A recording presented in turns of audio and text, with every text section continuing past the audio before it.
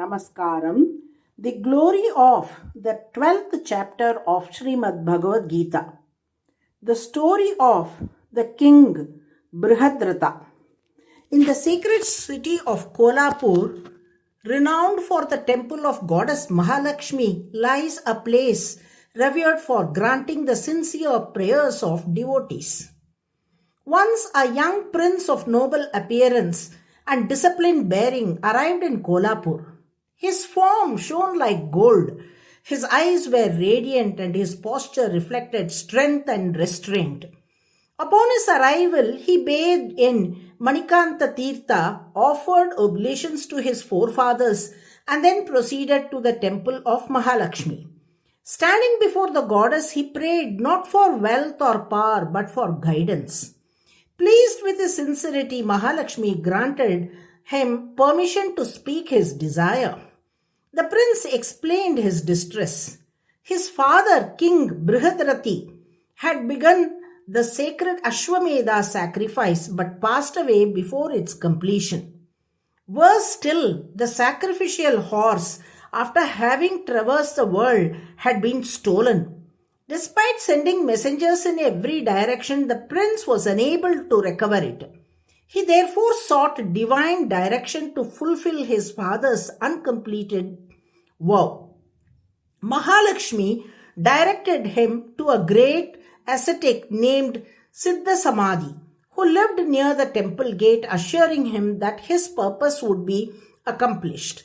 The prince approached the sage with humility and stood silently before him with folded hands.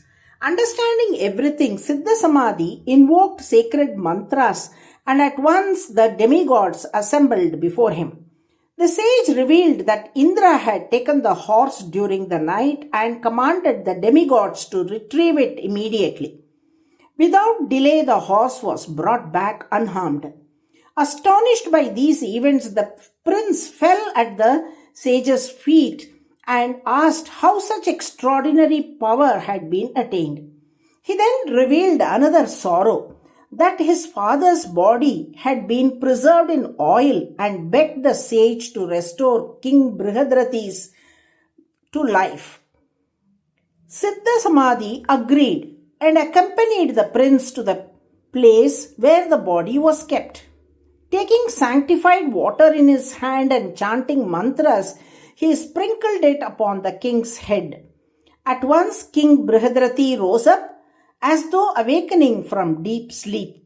Overwhelmed, the king repeatedly bowed to the sage and asked by what austerities such divine power had been gained. Siddha Samadhi replied simply, "I recite the 12th chapter of Srimad Bhagavad Gita every day." Hearing this, King Brihadrathi learned that chapter from the great devotee.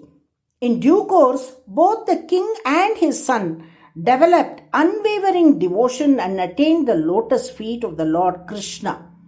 Thus, this sacred account proclaims the supreme glory of the 12th chapter of Bhagavad Gita, the chapter of Bhakti Yoga. Through its daily recitation, countless souls have attained devotion, divine grace, and the highest spiritual destination, the eternal service of Lord Krishna's lotus feet. Narayana, Narayana.